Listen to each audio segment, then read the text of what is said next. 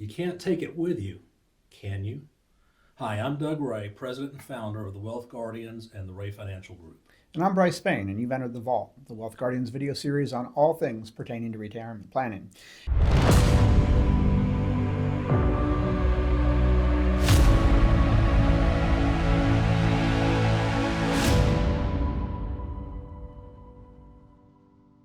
In this episode, we're going to cover what it is we mean by you can't take it with you.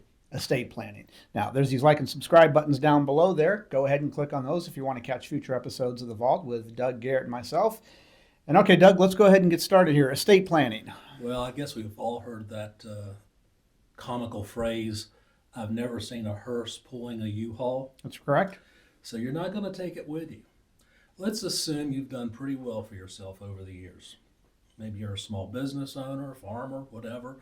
You've got a nice 401k, an investment portfolio, maybe even some investment properties you've built up along the way.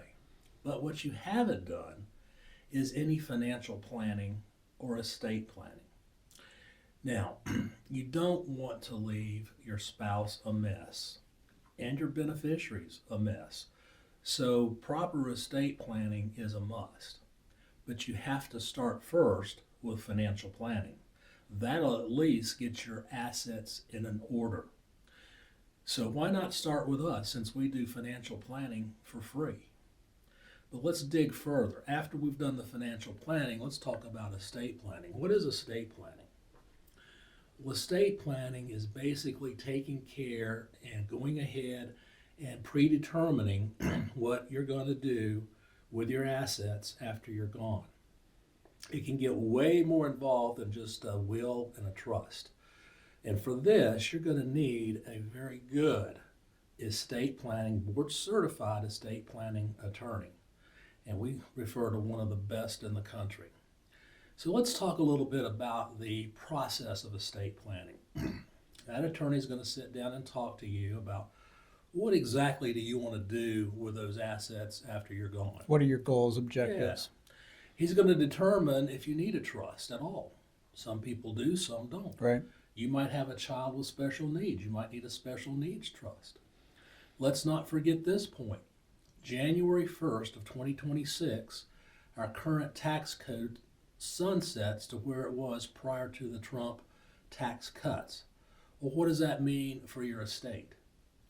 Currently, the estate tax exemption sits at $13.6 million per person.